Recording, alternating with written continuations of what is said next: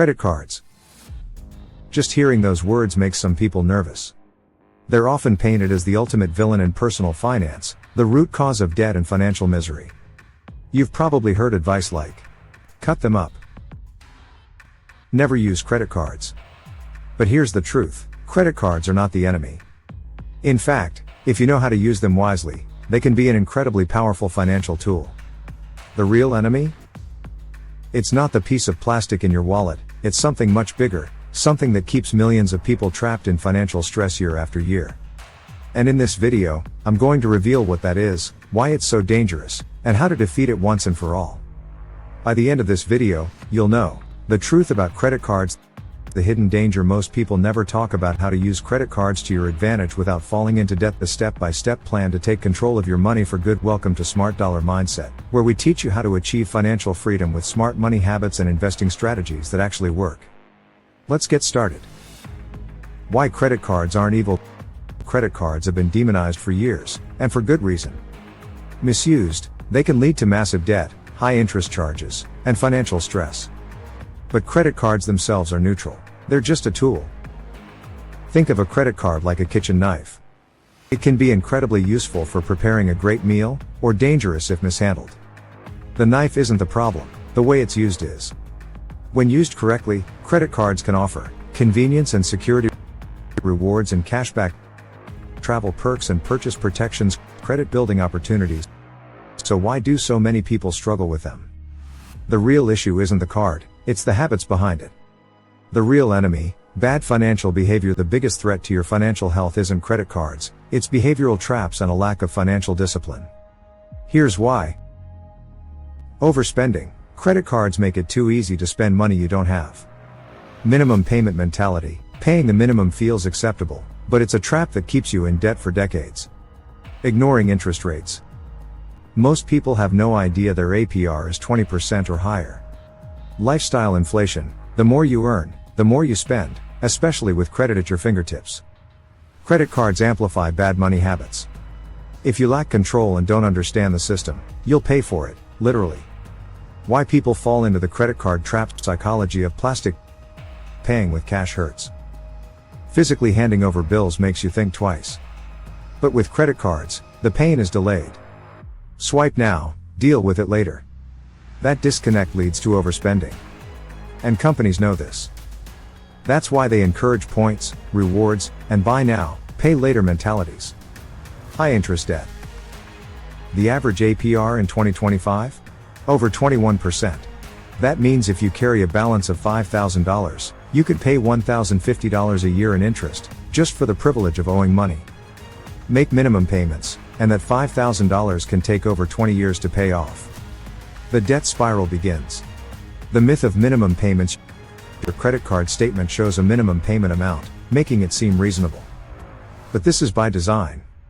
Minimum payments keep you in debt for as long as possible, maximizing interest for the bank. Example. Balance, $6,000 APR, 21% minimum payment, $150 time to pay off, over 22 years. Interest paid, more than $8,000. That's why banks love when you only pay the minimum.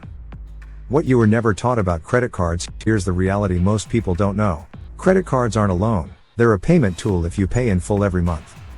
Interest is 100% avoidable. Rewards mean nothing if you're paying interest. Your credit score depends on how you manage your balance, not whether you use a card. How to make credit cards work for you. Instead of avoiding credit cards entirely, learn how to use them strategically. Here's how. 1. Always pay in full, never carry a balance. Set up auto pay for the statement balance every month. This is non-negotiable. 2. Use them like cash, only charge what you already have in your bank account. Treat it like a debit card, never spend future money. 3. Automate your bills, pay for fixed expenses like utilities and subscriptions with your credit card. This earns rewards without increasing spending. 4. Collect rewards responsibly, choose a card that fits your lifestyle, cashback or travel points. But don't chase rewards with unnecessary purchases. 5. Monitor your credit score. Check your credit report regularly. Keep utilization below 30%, ideally 10%. 6. Set alerts. Set spending alerts on your card to avoid surprises. Building credit the smart way. Your credit score matters more than you think. It affects loan approvals, interest rates on mortgages and auto loans, even job opportunities. In some industries, a high score can save you tens of thousands over a lifetime. How to boost your score? Pay on time. Every time. 35% of score keep balances low. Maintain long credit history.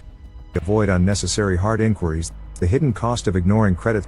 Some people think, I'll just avoid credit cards completely. But that can backfire. Without credit history, you'll pay more for car insurance, apartment rentals, home loans. The goal isn't to avoid credit, it's to master it. Escaping the credit card debt trap. If you're already in debt, here's your roadmap. Stop using your cards immediately. List all debts by balance and interest rate. Choose a payoff strategy. Avalanche, highest interest first. Snowball, smallest balance first. Consider a 0% balance transfer card, but only if you have discipline. Increase income and apply every extra dollar to debt. The faster you pay it off, the less you lose to interest. How to turn credit into wealth. Credit cards alone won't make you rich, but the habits you develop around them will.